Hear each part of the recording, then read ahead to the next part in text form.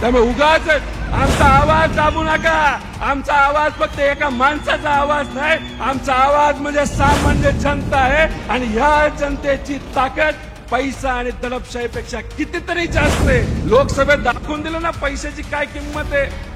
लोकसभेत दाखवून दिलं ना पैशाची काय किंमत आहे. त्यामुळे काही लोक स्वतः क्रेडिट घेतात.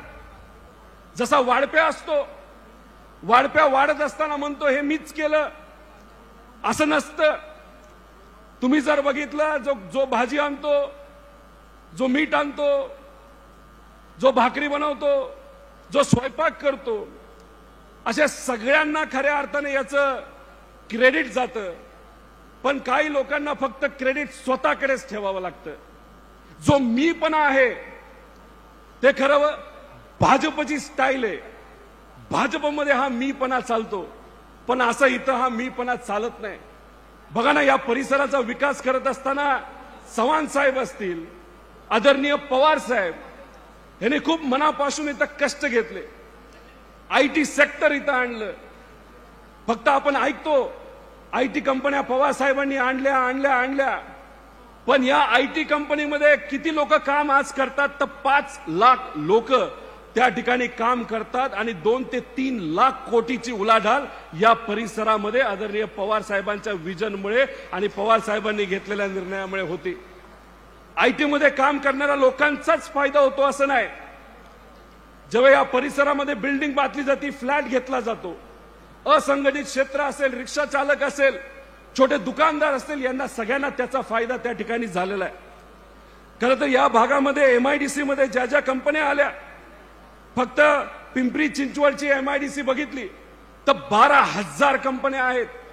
आणि या 12,000 कंपनीमध्ये आता 20 लाख लोक प्रत्यक्ष अप्रत्यक्षपणे त्या ठिकाणी काम करतात. आणि या 12,000 कंपनीतून 28,000 कोटी रुपयाचा एक्सपोर्ट हा देशाबाहेर होतो. मग ही एमआयडीसी आणली कुणी? चव्हाण साहेबांनी आणली. पण त्याच्यामध्ये कंपन्या कुणी आणल्या असतील तर आदरणीय पवार साहेबांनी त्याच्यामध्ये कंपन्या आल्या. म्हणून इथं या ठिकाणी हा विकास हा आपण सर्वजण बघत आहोत. अहो, खरं तर अजित गव्हाणे भाऊ इथं आहेत. ते स्टँडिंगचे चेअरमन होते. कदाचित 2007 का 8चा काळ असेल, 7चा. तुम्ही दिल्लीला पण गेला होता पवार साहेबांकडे. आपल्या या पिंपरी चिंचवडसाठी किती कोटी रुपये आणले होते साहेबांकडनं? 2,450 कोटी फक्त पिंपरी चिंचवडसाठी आदरणीय पवार साहेबांनी त्या काळामध्ये त्या ठिकाणी दिले होते. या परिसराचा विकास व्हावा म्हणजे हे जे मोठे मोठे रोड दिसतात, मोठे मोठे डिवायडर दिसतात, ज्याचे काही सुशोभीकरण झालेलं आहे आणि काही लोक क्रेडिट घेतात, त्याचा निधी जर कोणी दिला असेल तर तो आदरणीय पवार साहेबांनी दिलाय. पिंपरी चिंचवडसाठी 2,450 कोटी आणि आपल्या पुण्यासाठी 2,400 कोटी आणि अख्ख्या देशाचं त्या ठिकाणी बजेट होतं 30,000 कोटी. म्हणजे आपल्या या महाराष्ट्रामध्ये या फक्त 2 शहरासाठी पवार साहेबांनी या देशातला 15 ते 20% निधी हा तुमच्या सर्वांसाठी या ठिकाणी आणला. तुम्ही आपण सर्वांनी अभ्यास केला पाहिजे.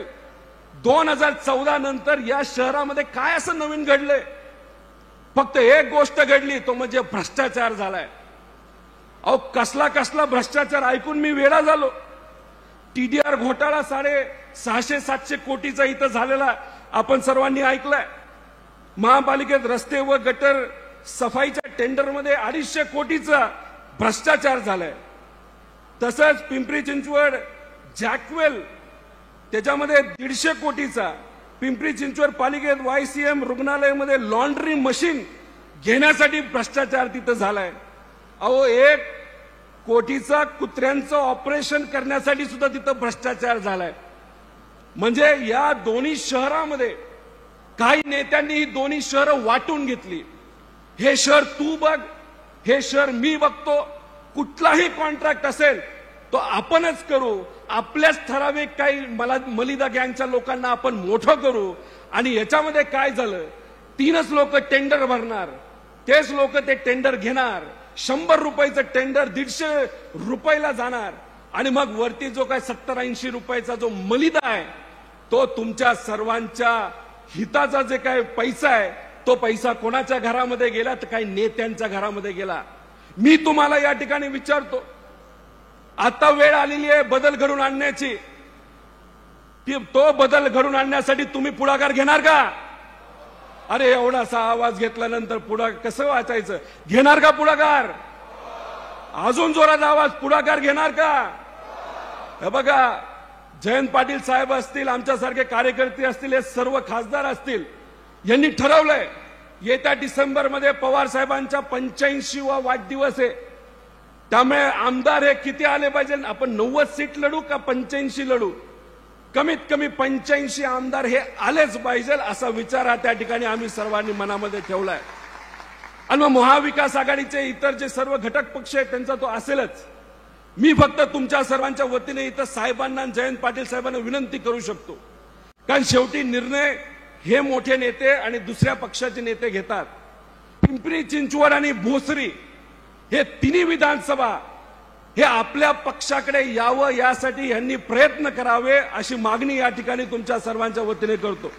बरोबर आहे का नाही? नक्की का? मग लढणार का? मग पळणार का? अहो पुढे पैसा आहे, मग काय करणार? लोकसभेत दाखवून दिलं ना पैशाची काय किंमत आहे. अहो 150 कोटी रुपये महायुतीच्या सर्व नेत्यांनी पक्षांनी लोकसभेमध्ये आपल्या उमेदवाराच्या पुढे खर्च केला. डॉक्टर अमोल कोल्हेंच्या विरोधात खर्च केला, सुप्रियाताईंच्या विरोधात खर्च केला, बाप्पाजींच्या विरोधात त्या ठिकाणी खर्च केला. तरी लोकांनी काय दाखवून दिलं?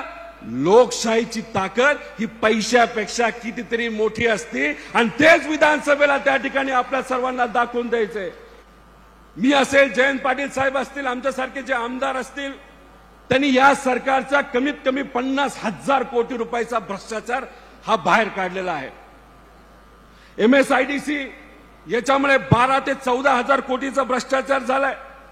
सार्वजनिक आरोग्य जे आपल्या सर्वांसाठी, गरिबासाठी महत्वाचं असतं, अँब्युलन्स मध्ये 6,000 कोटीचा भ्रष्टाचार तिथं खेकड्याली, त्याला सुद्धा त्या ठिकाणी आपल्या सर्वांना उत्तर हे द्यायचंय. आदिवासी विभागामध्ये भ्रष्टाचार, समाज कल्याणामध्ये विभाग 50,000 कोटी रुपयाचा भ्रष्टाचार या सरकारने त्या ठिकाणी केला आहे. आणि मग काय करतात? ही योजना आम्ही बहिणींसाठी आणली, ही योजना भावांसाठी आणली. आमच्या नेत्यांच्या साक्षीने या ठिकाणी सांगतो, ज्या ज्या या योजना या सरकारने आणल्या त्यांनी फक्त तिथं गाजर दाखवण्याचा प्रयत्न केलाय. कुठेतरी लोकांना भुलवलं पाहिजे, या भ्रष्टाचाराकडे लक्ष गेलं नाही पाहिजे.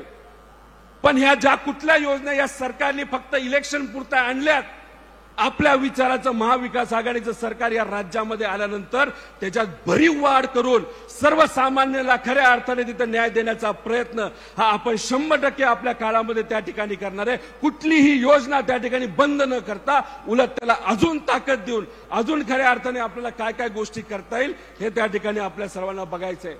1500 रुपये मिळाले पाहिजे, ते वाढलेही पाहिजे असं माझं मत आहे. पण माझी आई असेल, माझी बहीण असेल, माझी पत्नी असेल, पण त्या सगळ्यांची अपेक्षा आहे की माझ्या भावाला, माझ्या बहिणीला, माझ्या मुलीला हाताला काम सुद्धा मिळालं पाहिजे, नवीन कंपन्या आल्या सुद्धा पाहिजे. अहो 20-25 हजाराचा पगार जर हातामध्ये आला ना, 1500 रुपये काहीच वाटत नाही तो. पण हे सरकार त्या बाबतीत कमी पडलं. आपल्या महाराष्ट्राला मागे आणून गुजरातला पुढे आणण्याचा प्रयत्न या सरकारने त्या ठिकाणी केला. फक्त स्वतःच्या नेत्यांना त्या ठिकाणी खुश ते करण्यामध्ये महाराष्ट्राला विसरून गेले, हे आपल्या त्या ठिकाणी म्हणावं लागेल. त्यामुळे मग हा संकल्प आहे, आमदार आपल्या विचाराचे जास्तीत जास्त निवडून आणून खऱ्या अर्थाने सामान्य लोकांचं सरकार या राज्यामध्ये आपल्या आणायचं. या तिन्ही शहरामध्ये आपल्या विचाराचा आमदार हा आलाच पाहिजे, यासाठी सुद्धा आपल्या सर्वांना प्रयत्न करायचे. आणि इथं असणाऱ्या पोलीस प्रशासनाला मला सांगायचे, मगाशी आमच्या काही कार्यकर्त्यांना वर स्टेजवर यायचं होतं, काही पदाधिकाऱ्यांना यायचं होतं. हा आदरणीय पवार साहेबांचा कार्यक्रम आहे. या कार्यक्रमामध्ये आमच्या पदाधिकाऱ्यांना तुम्ही आणून ठेवलं. अहो हा काय सत्ताधाऱ्यांचा कार्यक्रम नाही. फक्त 4 महिने राहिले. तुम्ही आमच्या कार्यकर्त्यांना, पदाधिकारी उगाच जर तुम्ही त्रास देणार असाल तर 4 महिन्यानंतर अशा अधिकाऱ्यांना आम्ही सोडणार नाही, हे सगळ्या कार्यकर्त्यांना त्या ठिकाणी आम्ही सांगतो. त्यामुळे उगाच आमचा आवाज दाबू नका. आमचा आवाज फक्त एका माणसाचा आवाज नाही, आमचा आवाज म्हणजे सामान्य जनता आहे. आणि ह्या जनतेची ताकद पैसा आणि दडपशाहीपेक्षा कितीतरी जास्त आहे. आणि यांचा नेता जर कोण असेल तर आदरणीय पवार साहेब आहे. आणि आम्ही पवार साहेबांच्या मार्गदर्शनाखाली त्या ठिकाणी लढत आहोत. एवढंच या ठिकाणी सांगतो. सगळ्या जे माजी नगर